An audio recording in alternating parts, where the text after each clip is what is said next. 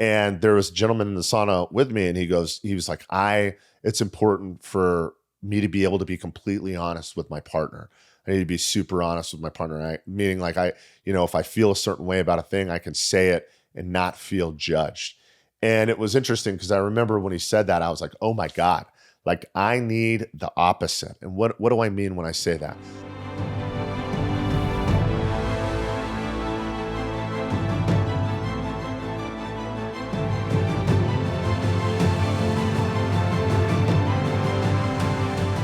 Welcome, veteran entrepreneurs. This is the Warrior Rising podcast, episode 9, Office Hours, with yours truly, Coach Bun. Today, I wanted to talk about a few different things, but before I do, I wanted to remind everybody that if you're interested in joining our programs, you can head right over to warriorrising.org. Once again, Warrior Rising is the premier veteran transition organization dedicated to providing veterans with the coaching and mentorship needed to start their own businesses. And in some cases, you might even get the opportunity to attend one of our national business showers where you have an opportunity to pitch your business in front of category experts and win grants in upwards of $20,000. If you have been appreciating and enjoying our content, please like, follow, subscribe. We're available on YouTube, Spotify, iTunes, all the places that you can find a podcast. The best way to support us outside of providing donations to the veteran nonprofit Warrior Rising is, of course, subscribing and liking and sharing our content across our various social platforms, namely the podcast, which is a free resource that we've started in order to provide additional information to veteran entrepreneurs that are interested in starting their own businesses. Today's episode 9, I spent a lot of time, for office hours, I spend a lot of time kind of considering what I might discuss. We 100% want to encourage our listeners to email us questions that we can answer on the podcast. At some point, what our hope is that we have a flywheel of questions that are regularly coming in from our veteran entrepreneurs in order to answer those questions that they feel are poignant or relevant to them on their journey. But so far, what we've been doing is answering a lot of questions that regularly come up during our coaching and mentorship calls. And we get enough of those questions that honestly, it gives me an opportunity. I could talk for probably another 5 or 10 episodes, specifically just addressing the questions that we receive quite regularly on those coaching and mentorship calls. But this past week, we released a podcast, and it was with our Director of Marketing and Social Media, Alyssa Michelle. And specifically, she is, of course, on her own entrepreneurial journey, which is revolving around health and wellness. And we talked a little bit about health and wellness on that podcast. And specifically, one of the things that we talked about was I discussed kind of anecdotally that when individuals are physically fit and when they're visibly physically fit, I can automatically make several different assumptions about those individuals. Said another way, I can stereotype physically fit people. Of course, because I was talking about stereotypes, there's a lot of comments. There was a lot of interaction on that post. And generally speaking, I don't want to say that it caused any kind of controversy, but it was really interesting. People found it to be interesting. Some people agreed, some people disagreed. But I wanted to take an opportunity today to talk about what it means to seek out health and wellness as a veteran entrepreneur. And I have alluded to this on a couple different podcasts and had kind of discussed how I wanted to unpack it a little bit more. And for sure, it has come up on our coaching and mentorship calls. But a pretty normal or a pretty regular question that we get is how do you set time for yourself? How do you look after your own health and wellness as a veteran entrepreneur? And the reason that question is asked pretty frequently is because as an entrepreneur, generally speaking, your hours and the cadence and tempo at which you work can sometimes be a little bit more demanding and a little bit more arduous than what you might expect from a regular 9 to 5. And so some of our veteran entrepreneurs, some of the individuals that are participating in our space, in our ecosystem, in our community are like, man, how do I manage that? How do I manage my health and wellness when I have this high demand position? And I think we're really well suited. Veterans are really well suited to answer that question just as a result of what our formative experience in the military was like. And what I'm saying is in the military, one of the biggest things that they focus on is just general readiness, right? Combat readiness, readiness to deploy, readiness to be able to do your job, right? The ability to fitfully execute your duties and responsibilities. And regardless of what position you hold inside the military, for the most part, there is a baseline standard of physical requisites that you must be able to perform. And if you can't, you were literally flagged. Like you were like literally the administration, your chain of command will look down at you and say, hey, listen, you're supposed to be able to do these things. You can't right now. We believe that's going to affect your long-term readiness. You're not necessarily in trouble, but hey, we're going to put you on a plan and you need to work on this. And if you can't fix it in that allotted amount of time, whatever that plan that they come up with for you to fix your physical readiness, if you can't fix it, and this is just, of course, additional context for people that have never been in the military. If you can't fix it in that allotted amount of time, you actually can find yourself in a little bit of trouble, right? You can find yourself reprimanded. So part of your duties and responsibilities when you're in the military are being able to maintain general physical fitness. You must be in good health. And that means making sure that you have good dental hygiene. It means being able to run 2 miles in a certain amount of time. It means maintaining a body fat percentage that's at a certain number. And if it goes higher or lower, right, you can all of a sudden be flagged and put on meal plans and all kinds of crazy stuff. And even though that might seem outlandish, right, to somebody in the private sector, that is just a normal part of the military. So what's really interesting is I think veterans are particularly well equipped to look after their health and wellness after transitioning from the military, even if they are going to start kind of this high tempo, high demand kind of lifestyle, like being an entrepreneur. They're still very well prepared to look after their own health and wellness just as a result of the practices that they had when they were in the military. That being said, not everybody does it. So I kind of want to go down by the eaches and talk about kind of 4 or 5 things that I think are going to be really helpful for maintaining health and wellness as an entrepreneur, as a veteran entrepreneur, and really just like as a human being operating and functioning in the world. And like number one, I think is you just need to exercise about 3 to 5 times a week, right? You need to participate in an exercise program of some variety. I said it, or there's a clip on the internet now, or there's a clip of me talking about what it means when I see somebody that's physically fit. And that's still true. Listen, if somebody walks through the door and they're physically fit, they're physically imposing, they've got low body fat percentage, you know what I mean? They're muscly, they got great posture, all this stuff. It is true. I am automatically going to make assumptions about this person. I'm going to assume that they're setting aside time on a weekly basis, specifically to work on their physical fitness. I'm going to assume that they're willing to do things that are uncomfortable for short, medium, and long periods of time. I am going to assume that they're disciplined in some way, shape, or form. This individual is making conscious decisions all the time in order to look the way that they look, right? In order to present themselves as physically fit.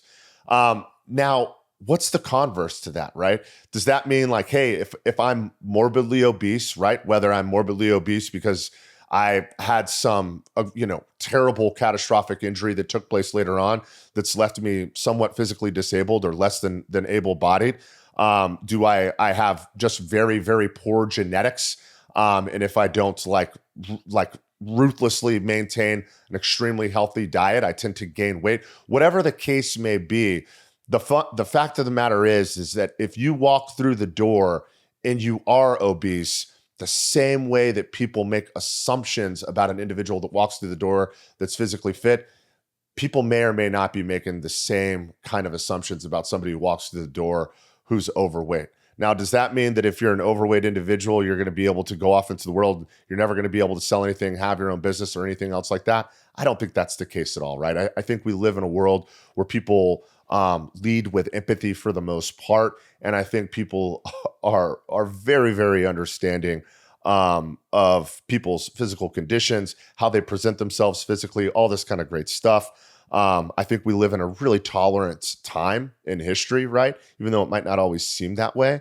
But yeah, I think you'll be fine. But the fact of the matter is like stereotypes do exist, right? Stereotypes do exist. And whether I'm physically fit, whether I'm morbidly obese, if I dye my hair purple, if I've chosen to give myself like, a forward-facing gold tooth that's got a money symbol on it, if I have a mohawk, if I have a tattoo on my face, right? These are all ways, right, that I'm externally presenting myself. And regardless of what environments, right, community, wherever I happen to be inserting myself into society, when we have these external things about ourselves, they do communicate things to the people that we're interacting with, good, bad, or indifferent. And I think it's super important to be mindful of that. It's the same reason that we dress up for job interviews. It's the same reason we dress up for picture day. It's the same reason we put product in our hair or moisturize our face when we're on a first date, is we want to put our best foot forward. This is what I'm telling you. If you work on your physical fitness, you're not just putting your best foot forward for interviews, for dates, for social interactions, but for life, right? Having the ability or creating a regimented lifestyle by which you look after your own physical health and wellness 3 to 5 times a week is going to pay off huge dividends, not just in the immediate, but then long-term futures.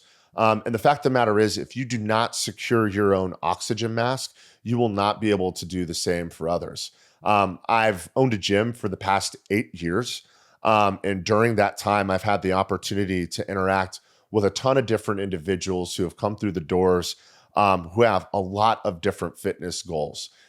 Every now and again, we get individuals that are already high performing, people that are working out 5, 6, 7 times a week. And those individuals have performance related goals, right? Hey, I want to be able to deadlift 500 pounds. I want to be able to run a sub 5-minute mile. I want my Fran time to be under 3 minutes, right? And these are great, lofty, pie in the sky goals for individuals that have really dedicated a lot of time and effort to looking after their own fitness. And now they're to the point where they don't have aesthetic goals, they don't have lifestyle goals. Now they're looking at performance goals, right? They're thinking like athletes, okay? They've raised the bar for themselves, and now they get to aim higher and higher and higher.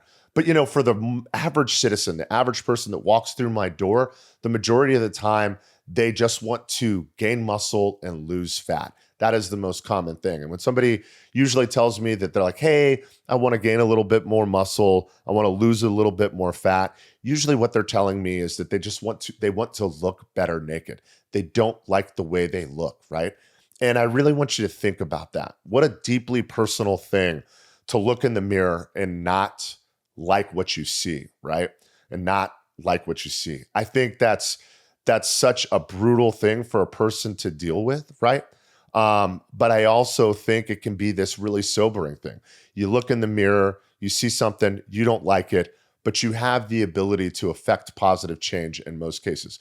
We can do the same thing with our bank account, right? Maybe I look at my bank account and I'm like, Jesus, there's not enough money in there. And that will encourage you to work harder. Maybe it will encourage you to start your own business. The same is true if you look in the mirror and you're like, man, I got a couple LBs on me. I'd like to shed them. And if that invigorates you to go out there and exercise daily, to get control of your health, get control of your wellness, and so be it, right? I, of course, I hate creating scarcity for individuals as a means to promote them to work towards, goals in their life, whether it's a sales goal or a bigger bank account or to lose 5 pounds. But unfortunately, once there's scarcity present, it typically speaking is a pretty significant motivator to achieve goals, regardless of what they may be. And it's a pretty common sales technique. So long story short, listen, if you actively take a role in your health, right, and exercise about 3 to 5 times a week from anywhere for 20 to 45 to 60 minutes each session, you will make a tremendous difference in your life. And what I'll tell you now is this thing anecdotally that I sometimes tell people in my gym, right? Or sometimes I tell people this who are kind of on the fence. They're like, hey, I'm not really sure. I'm thinking about starting a training program, but I'm not sure I can invest this amount of money. I'm not sure I can invest $150 or $200 a month working towards my fitness, right? What I'll normally tell them is I'll say, listen, this is what I want you to do. This is what I want you to do. I want you to start at my gym. I want you to start at my gym. And before you do, I want you to take out a piece of paper and I want you to write 5 things on this piece of paper that you want to be better at. But the thing is, I don't want these just to be fitness goals. I don't want it to be, hey, I want to lose 30 pounds. I want to look better naked. I want to run faster. They could be any 5 things in the world, any 5 things in your life, right? I want to be a better father. I want to make more money. I want to be a better husband, right? I want to wake up earlier. I want to make more money. I want to wear better clothes. Any 5 things at all, right? Just pick 5 things in your life that you want to improve. Write them down on that piece of paper, okay? Take that piece of paper and you fold it up and you stick it in an envelope and put it on a shelf, right? Put it on a shelf and don't look at it for 6 months. And in that 6 months, if you come to my gym and you spend an hour a day there, 3 to 5 times a week for the next 6 months, I want you to go back to that bookshelf, right? Pull that envelope off the shelf, open it up, and look at those 5 things. If you are not objectively better at those 5 things, I'll give you all your goddamn money back from the last 6 months. I'll give you all your money back from the last 6 months.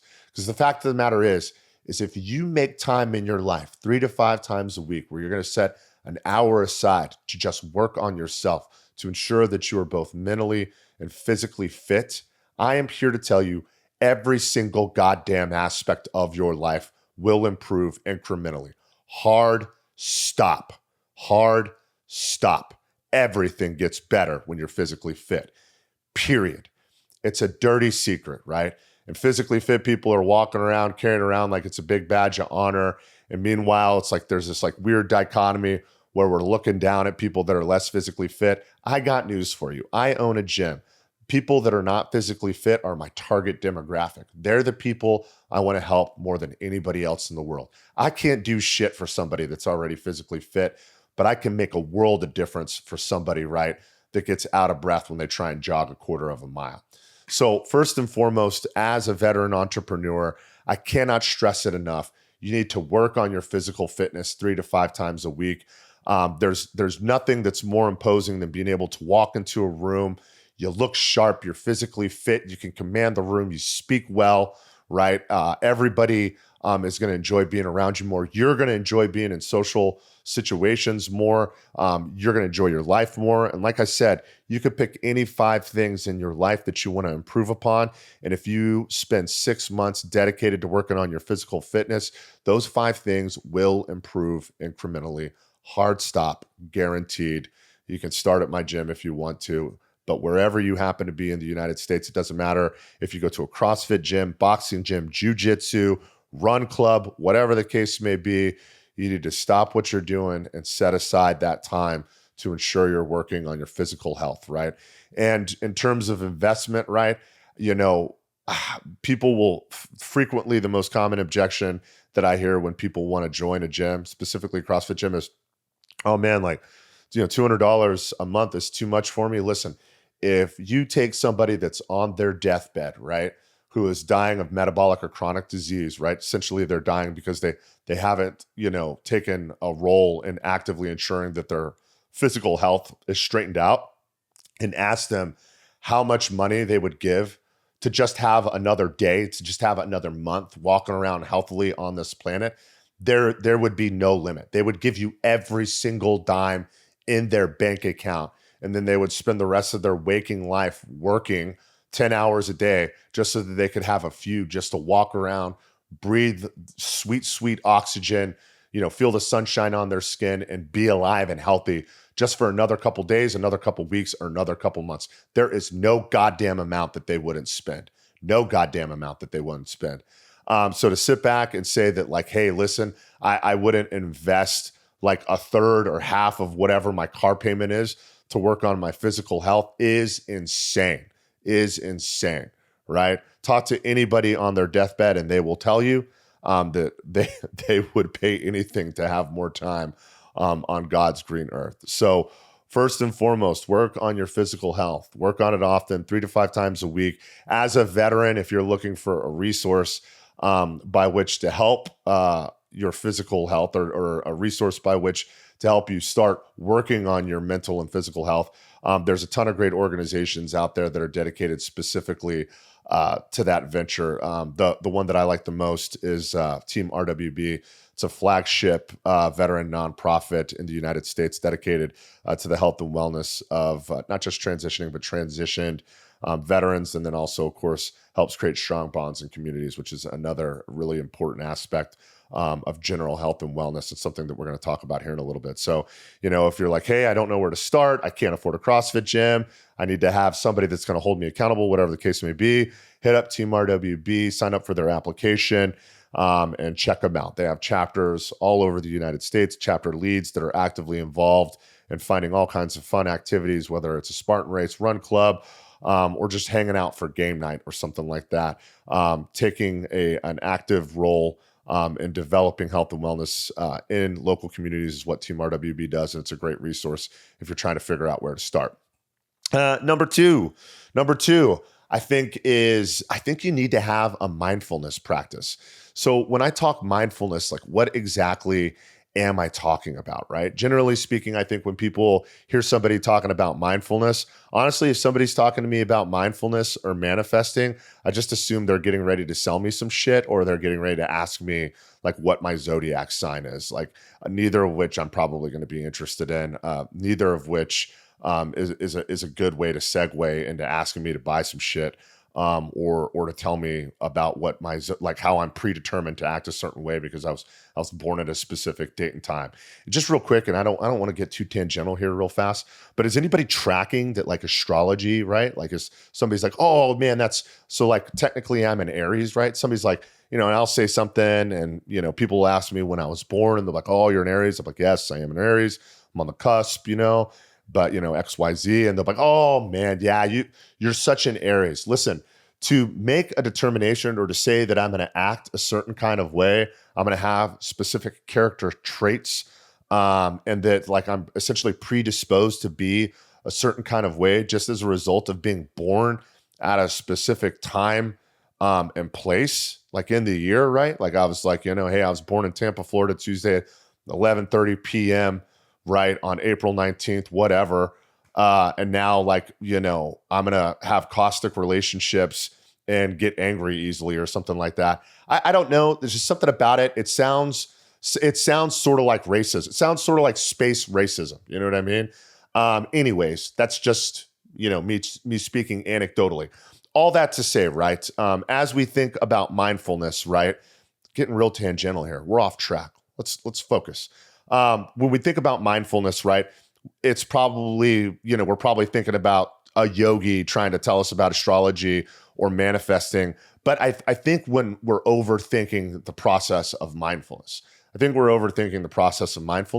and I also think that we're undervaluing how important it is to be mindful, and how important it can be just for your general health and wellness, right? Being able to check in with yourself, check in with your body, check in with your thoughts, right? Check in with your actions. I think the easiest way to pick up a mindfulness practice, or the way that I see mindfulness practiced most commonly amongst most folks, is religion. I think it's a fantastic way to be mindful.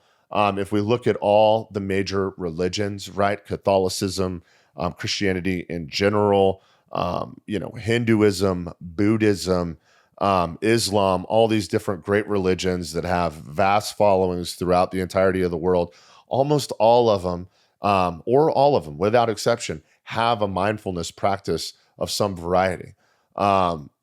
Christians, tend to pray.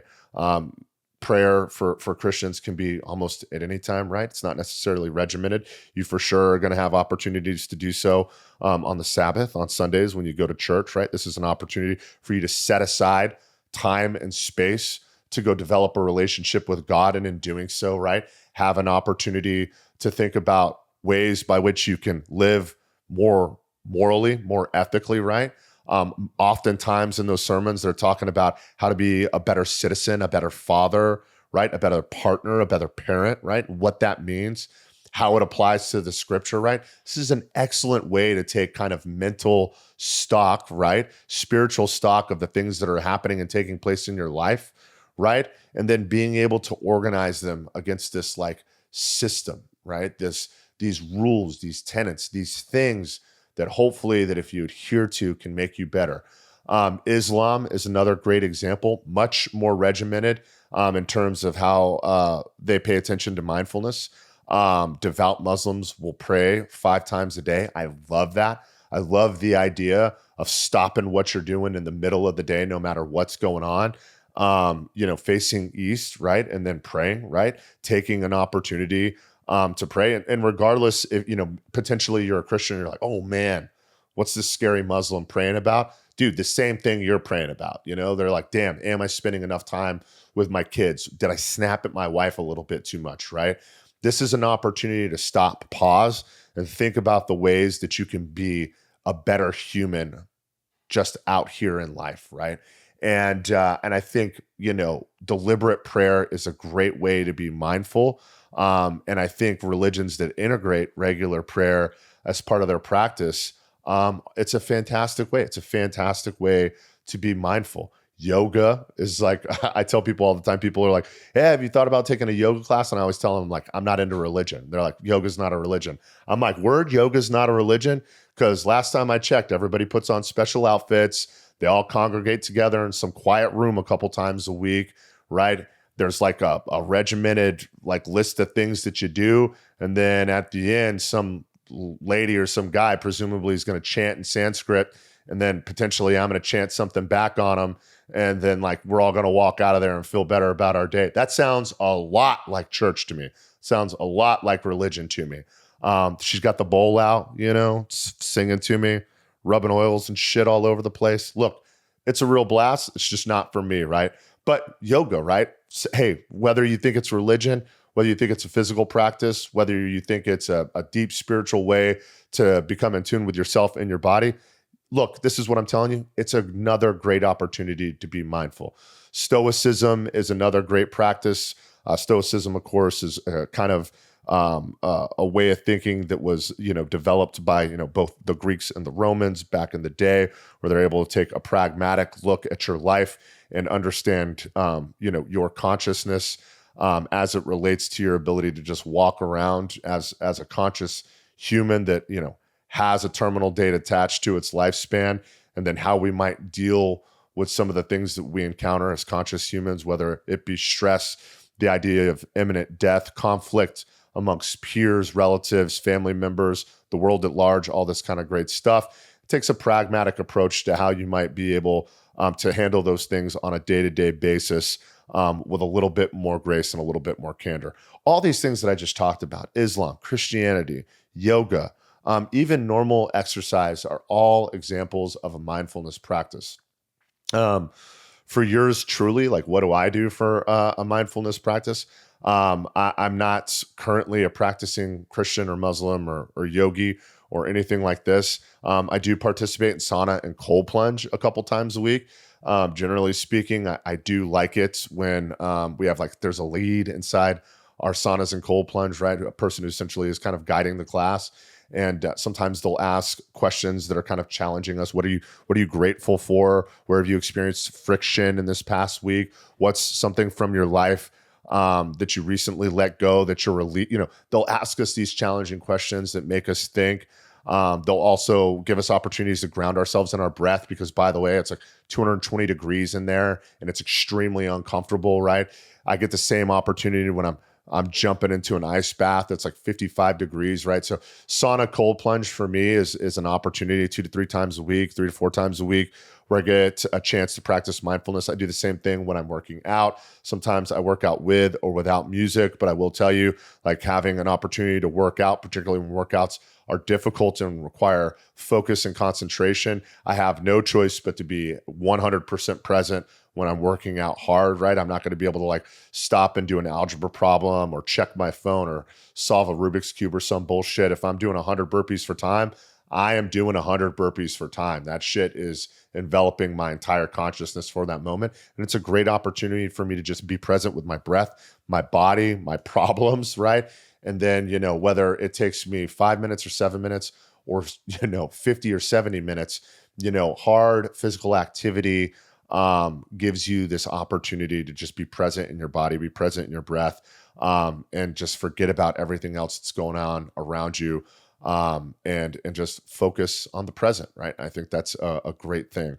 I also have a couple other things that give me an opportunity to be mindful. I do my best to take daily walks with my wife.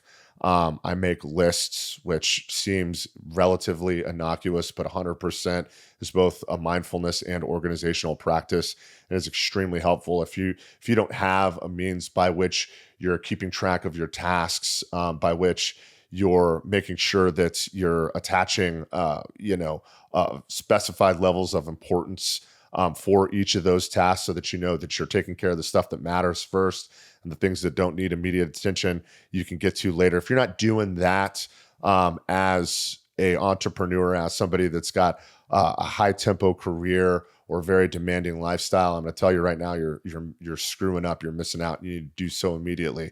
And finally, I think what's worth mentioning is, I was in the sauna probably about 2 weeks ago. And one of the questions revolved around mindfulness, right? The sauna lead was asking us to be mindful. And she goes, what is something you need in your relationship in order to feel supported, right? So asking what, is essentially a deeply personal question. And there was a gentleman in the sauna with me, and he was like, it's important for me to be able to be completely honest with my partner.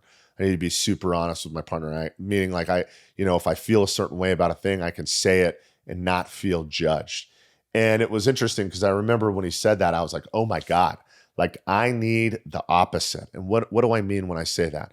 Listen, like my initial thoughts to almost anything or how I lead in decision-making and action is, in my opinion, almost always terrible and malevolent. Like at the end of the day, my knee-jerk reaction to almost anything is completely goddamn villainous, right? For me, right, what I need is anytime I need to make a major decision, if I'm processing something that just happened to me, good, bad, or indifferent, small or large, like what I really need is I need time to compartmentalize it, think about it, and then figure out for me a way to make a decision for that thing, and in some cases, I might not have to do anything. In some cases, I'd be like, this is just something that happened in the world. I don't have to think about it again. But in most cases, right, we encounter these things and we have to go out into the world and make decisions. And I remember thinking to myself, I was like, dude, man, the majority of the time, the decisions that I want to make are terrible, right? Somebody offends me, I want to destroy them, right? Something bad happens to me, my immediate thoughts, the whole world's out to get me, like this kind of stuff. What's important to me, right, is to be able to take time to myself quietly, silently, to be able to compartmentalize, like I said, digest the things that are kind of happening to me. And then I have to take a really deliberate approach to considering what is a moral, ethical, and valid and humanistic way by which to respond to the things that are happening to me in life, right? And I'm sure, my therapist would tell me that, the reason, I lean towards things that feel malevolent or bad is because, I'm leading with, trauma-induced decision-making as a result of things that have happened to me in the past, whether it was in my childhood or through years of protracted warfare as a young adult, whatever the case may be. But like all that to be said is, I have to use mindfulness on a daily basis to keep myself in check, because my knee jerk for most things for me is not acceptable. And I've established these kind of guidelines and this code, if you will. And I even have it written down on my phone of these like 10 things that I use to kind of guide my life, right? And I just think it's really important. And it's very helpful for me because in most cases, I almost always think that I need a little bit more time and I need a little bit more effort, right? To consider the things that are happening to me in my life so that I can go out and act or react in a way that's virtuous, if that makes any kind of sense, right? So a mindfulness practice, I think, is really important. It gives everybody an opportunity to take pause. And however that mindfulness practice manifests itself, whether it's making lists, whether it's cold plunge sauna, whether it's Stoicism, whether it's Islam, Christianity, Buddhism, yoga, whatever the case may be, however you're taking time to be mindful, to be present, to take stock in your body, to take stock in your thoughts and your actions, all these things. However, you're figuring out a way to do that, keep doing that, because I think it's a really integral part of the human process. And I think it'll make you a better veteran entrepreneur in the long run. So physical fitness and mindfulness, two practices that I think are absolutely vital, not just to being a good human or not just to being a good business owner, but for sure to being a good human. The next two are kind of interesting, right? And really kind of are directly correlative, but I think they're important and definitely worth mentioning. The next one I want to talk about is having a community of friends, right? I think it's really important to have a community, a supportive community of like-minded individuals. And in some cases, maybe not like-minded, right? Maybe people that are going to challenge your preconceived notions, your thoughts, your ideas. But for sure to have individuals that you can spend time with in a social setting. And moreover, having really, really close friends, I think is really important.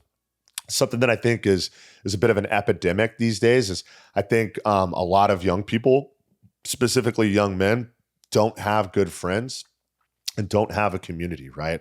Whenever you see whenever you hear about these school shootings or violence or any of this kind of stuff, it's always the same old story, right? It's some disaffected young male, no friends, no partner, right? Like kept to himself, right? Nobody knows much about him. It was the weird kid or it was the creepy guy, all this kind of stuff, right? It's always these people that are lacking in friends and lacking community that are experiencing, this tremendous crisis that in sometimes manifests itself in acts of violence and worse, right? So I think it's so important to have a community and have good friends. In terms of community, right? Like I think, having an opportunity to spend the quiet hours of your day, the hours that aren't enveloped by work or your children or whatever the case may be, to spend time in your community, contribute to your community, is 100% a vital part of the human experience. Now, outside of it being able to benefit you directly, right? Being able to manage relationships, having the opportunity to have your ideas, right, or actions challenged by way of them being presented in a community setting. All those things are really important, but also it's important that you as a citizen, right, you as a human being in the world has an opportunity to contribute back to the place where you're living, breathing, eating, working, all this different stuff, right? I think there is something extremely important about contributing to society, right? And it's very difficult for any of us to point out into the world and have beef with something that's going on. Man, those potholes aren't filled, or, I don't like the way this one thing is, or, that store is a mess, or, why isn't the neighbor cutting his lawn? All this kind of stuff. It's really, I think it's presumptuous, and I think it's foolish to have these specified opinions about your community, about your community, about the place where you live, when you aren't actively participating in making that place better. So listen, do you think your neighborhood is a little bit messed up? Is your neighbor's grass a little bit too long? Hey, maybe you should take a walk around the block with your wife and pick up some trash. Maybe you should knock on your neighbor's door and be like, hey, listen, man, I don't know if you're too busy or what's going on. I noticed the grass was getting a little bit long. I'm getting ready to mow it today. You want me to knock it out for you? You know what I'm saying? And listen, maybe your neighbor thinks you're an asshole for doing that. Or maybe they're going through a grueling time. Maybe they're taking care of their dying mother. Maybe they're not able-bodied, right? Maybe they have had one of the worst months of their entire lives. And the fact that you're coming by and offering to do this thing for them is probably the only act of kindness that they've witnessed in the past 30 days. And you have just done them a tremendous kindness, right? Have actually helped usher them along into a better place, right? So take an active role into your community, right? Listen, you don't have to go to the soup kitchen, right? And work 5 nights a week in order to be given back to your community. Sometimes participating in your community is as simple as going out with friends and supporting a local business. Sometimes it's as simple as participating in a run club. Sometimes it's as simple as just participating in game night once a week, but you should be taking an active role in expanding your social footprint beyond the 4 walls of your home, beyond your small social group, beyond your partnership, beyond you and your kids, whatever the case may be. Get out there and participate in the rest of the world, right? Get out there and get actively involved. And if you have an opportunity to provide value, right, to your community, even better. In the same vein as having close friends, right? I think a lot of, like I said, a lot of young people do not have close friends, right? I've encountered a lot of young people lately, specifically young men, specifically young white men, and a lot of them just have no friends. I'm like, hey, do you got any friends right now? They're like, no, man, I don't have any friends. And I'm like, what the hell? Like, I spent my entire life with friends. And like, not only have I always had friends, I have always had what I considered my best friends. You know what I mean? But like, what's the real value of having friends? Listen, I think what's really important, particularly for veteran entrepreneurs, is to have people that can help mentor them, right? But that doesn't mean you should go out and ask somebody to be your mentor. Matter of fact, it's kind of fucking weird to run up on somebody and be like, hey, dude, will you like be my mentor? Because effectively you're asking that like if somebody were to ask me, hey, will you be my mentor? I'd be like, oh shit, man. Like, what is it? I mean, does that mean I got to meet with you like once a week for like an hour? I mean, like you're asking me to put aside significant amount of time and effort to just help you. You know what I'm saying? I might not even have time for that shit. But I do think what is valuable is not necessarily finding a mentor, but creating a cabinet of trusted individuals that you can go to for advice on occasion when you need it. I certainly have that, and it's my best friends, right? I rarely make an important decision without bouncing it off of my best friends, right? I want to ask them first, regardless of what it is. If it's a career move, a financial decision, maybe a big decision I'm making as a father, what I tend to do is reach out to my best friends, people that I also consider to be mentors in a way, and I ask them for their advice. 9 times out of 10, I take it. Sometimes I don't take their advice, but whatever the case may be, is having individuals close to you that can be a sounding board, good, bad, or indifferent, I think makes a huge difference. Not just for young people, but for people in all stages of their life, right? And then, of course, having friends means that you've got to make yourself to be tolerable, right? So if like you're kind of a consummate asshole, you're going to have to fix that, right? You're going to have to fix that particular part of your personality in order to both gain and maintain friends. I think that's really important. And also I've found that my friends tend to keep me in check. They hold me accountable, both directly and indirectly. And what do I mean by that? Like, listen, if I made a huge misstep as a dad or as a husband or as a friend or just as a person, right? If one of my friends caught me shoplifting or something like that, they'd probably be like, dude, are you shoplifting? And I'd be like, yeah, man, I think razors are too expensive. I'm vehemently opposed to the idea that I should be having to spend $43 for a 6-pack of Gillette razors. So I steal them, and they would be like, hey, dude, you're a maniac. Like, hey, listen, like, I know this is Walmart and it's just a huge corporate organization that's nameless, faceless, whatever.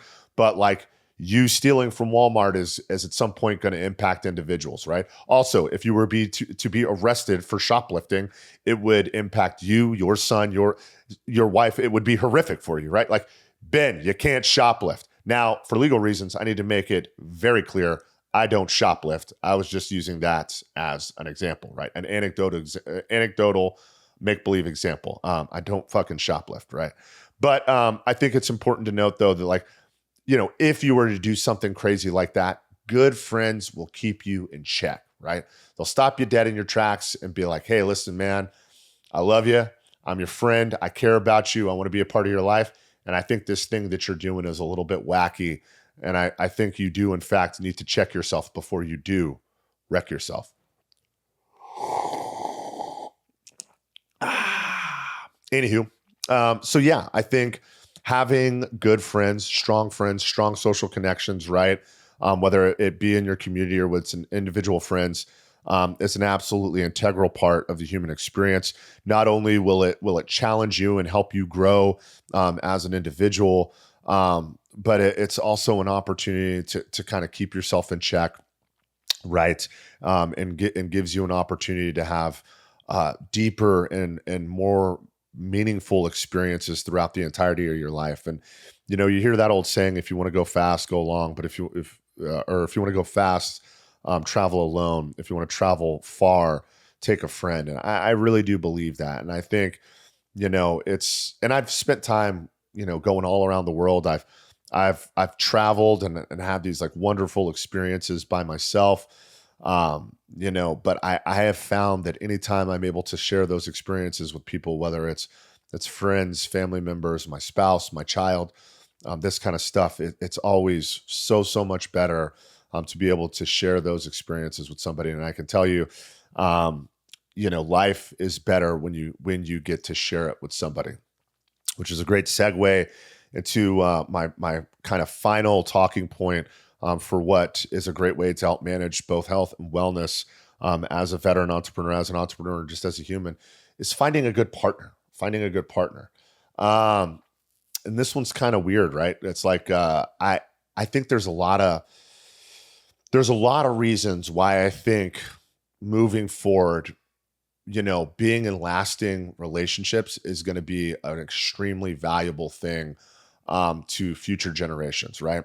Right now, some would say that we're in the middle of a bit of a housing crisis, right? Where housing has become so expensive that it's pretty impossible for a single individual to afford to purchase a house almost anywhere in the United States, unless you're in the absolute top 1 percentile. I do tend to think that's a little bit of bullshit. Anytime I see somebody complaining about the fact that they can't afford a home, they're like in San Francisco and drinking like a fucking $13 pistachio latte. Like, hey, brother, I think the reason you can't afford a home is because you like picked one of the most expensive cities on the face of the planet to live in, and you're drinking a $13 cup of water that's been, heated up and strained through fucking beans. Like, dude, the reason you can't afford a house has more to do with just the market, right? Like, listen, almost anybody could go get a job at Discount Auto Parts, drink Folgers, and live in a 3,000 square foot house like in Canal Fulton, Ohio, or some crazy shit like that. The reason people can't afford homes is because they want to drive a kick-ass Subaru Outback, drink $15 whole milk, freaking organic lattes, and live in Tampa Bay. Like, that's all kick-ass stuff. But it's like, hey, look, if you want to have all that kick-ass stuff, and let me tell you something right now, drinking craft lattes and driving a Subaru Outback and living in Tampa kicks ass. It's the best. Take it from somebody that knows.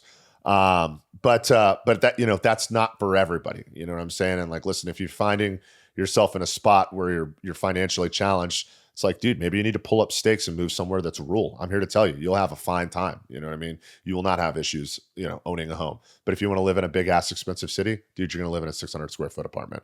And maybe just like stop buying lattes, purchase your coffee at Publix, you know what I mean? And freaking just drink black coffee in the morning. It adds up, right? Like $13 a day across 365 days. Somebody pull out an abacus and tell me how much money you'd save annually. And then of course, bifurcate that across all the other dumb shit you're probably buying. Anyways, I digress. But what I am saying though is that single individuals have a unique opportunity, and that if they find a partner and they have a combined income in a household that's shared by two individuals, I'm here to tell you, your purchasing power just increased probably in most cases by about 100%. And that's real shit. That's real shit.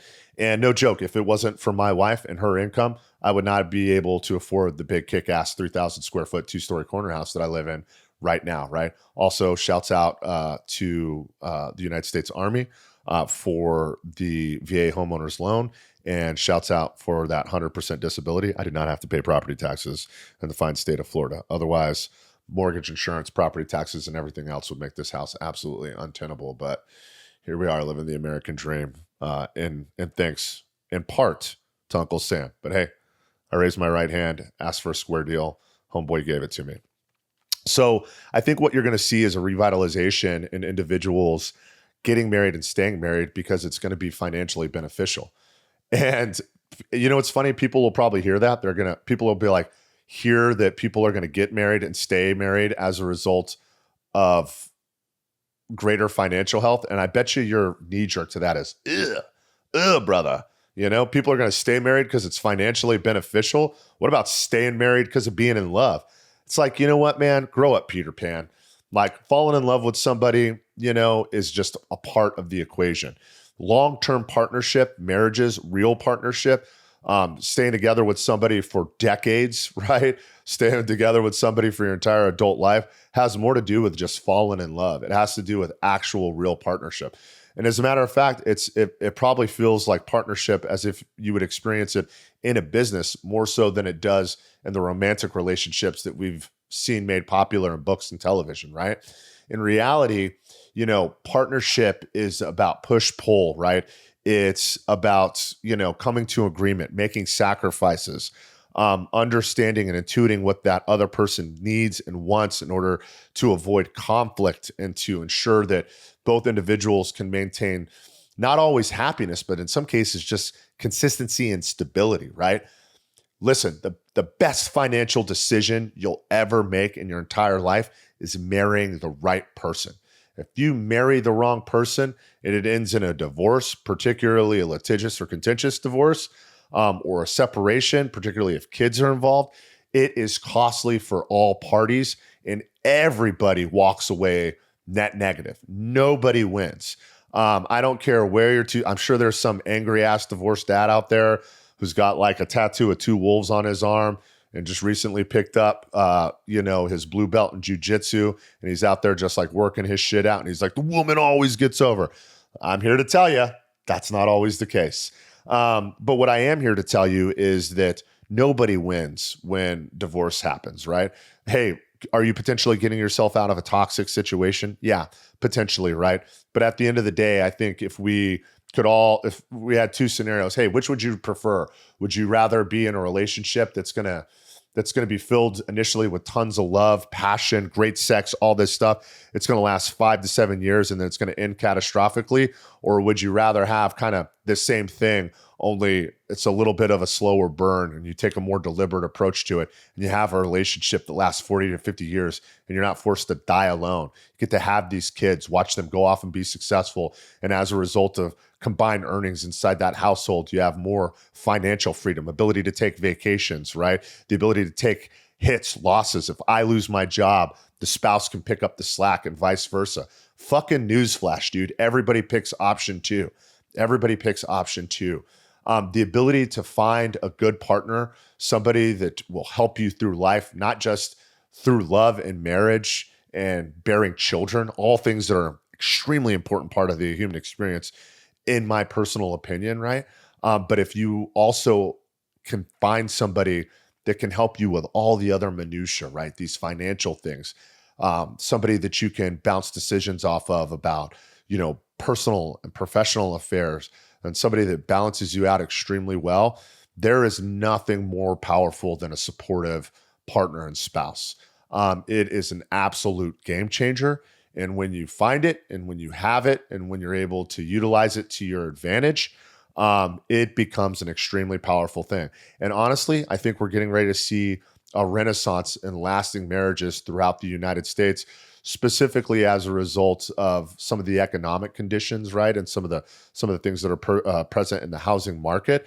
But I think just like really overall, that's always been the case. I think having a partner, somebody that you're married to and have kids with and are spending your life with, regardless, look, it doesn't have to be this like perfect nuclear family, 2 guys, 2 gals, guy and a gal. I don't give a shit, right? But if between 2 people, you're able to kind of create a life for yourself and create good lives for young people that are going to grow up and inherit the next generation of our problems, man, you're doing something special. It's a big deal. And it's such a big part of the human experience that I think a lot of people just kind of shrug off. I think a lot of people are like, man, I'm going to stay single forever. I'm like, man, dude, you don't know what you're missing out on. You don't know what you're missing out on. Look, I'm not out here saying it's as fun as miniature golf all the goddamn time, but I am saying that when you do spend time with a partner, when you have kids, and when you make these sacrifices in order to make a household partnership remain strong and last, right? You're tapping in to this kind of unknown portion of adult life that I think is like so important for longitudinal growth as a human. I just think it's just such a big deal. And I really do believe that one of the most important financial decisions that you'll ever make is marrying the right person. Is marrying the right person. I'm, truly blessed in that I have a tremendous spouse. When she met me, I didn't have really shit. And in the years since we've been together, we've both had an opportunity to watch each other grow, both personally and professionally. And I'm happy to say that if things don't work out between us, she 100% is going to get half, probably more than half, because like she helped me build it. I would not have what I have now were it not for my wife, Samantha. So it's a big deal. And if you can find a partner and you can find a spouse that you can help navigate this thing that we called life with and do so in a successful and deliberate way, I'm telling you right now, it makes all the difference in the world, particularly once you start having kids, because boy, howdy, they can be a handful. And if it weren't for Samantha, I'll tell you what, it'd be a handful raising that booger, our son on our own, right? So either which way. So yeah, so just kind of recapping everything that we talked about. I think some of these things that are detrimental to being a good veteran entrepreneur, things that are overlooked, right, as it pertains to our health and wellness, in summary, right, is work out 3 to 5 times a week. Have a deliberate mindfulness practice. Make sure not only are you participating in your community, but actively taking a role and making it better. Get a group of strong friends that you can rely on, and vice versa. And, settle down and find a good partner once you're ready to do so. I think it's a big deal. Health and wellness, right, is made to be more complicated than we actually think. I think at the end of the day, it's like, listen, man, like work out 3 to 5 times a week, get 8 hours of sleep, right? Drink your water, avoid sugar, avoid alcohol, and work on being a good friend to people. And it's like, listen, I've never met anybody that was doing all those things that wasn't successful and happy, right? And I think we make it more complicated than it needs to be sometimes, and it doesn't have to be that way. It's pretty simple. Just takes a little bit of deliberate action on your part. Whatever the case may be, I really appreciate everybody joining me on today's podcast and giving me yet another opportunity to rant at you for about 30 minutes. If you enjoyed today's podcast, don't forget to like, subscribe, and share, right? You can find us on all the normal platforms, whether it's iTunes, Spotify, YouTube. You can watch, you can listen. Just make sure, once again, you follow, like, subscribe, share. And then, of course, if you have any questions at all about Warrior Rising and some of our fantastic programs, you can head over to warriorrising.org to learn more about our veteran nonprofit, our programs, our impact, and all the fantastic things that we're doing in the veteran community. Thank you again for taking time to hang out with me today. We'll see you again in a few weeks. Ciao.